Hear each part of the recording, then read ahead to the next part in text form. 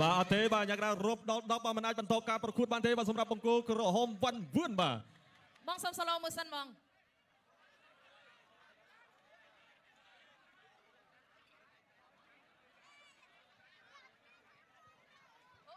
បាទយ៉ាងណាយើងទស្សនារូបភាពយឺតបន្តគ្នាបាទចំណុចនៃការបាទខៀងទៅត្រង់ចំណុចនេះបាទយ៉ាងណាបាទ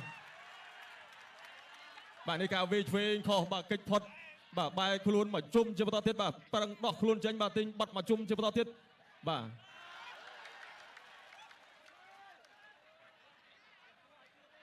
បាទយ៉ាងណាទស្សនិកជនបាទលោកយ៉ាងណាក៏គាត់បាទកំពុងតែបាទពិនិត្យ slow motion ម្ដងហើយម្ដងទៀតដូចគ្នាបាទអ្នកគ្រប់គ្រងកំពុងតែ ខ្លួនចេញបាទទិញបាត់មកជុំជាបន្តទៀត បាទជឹងគិតដូចគ្នា បាទ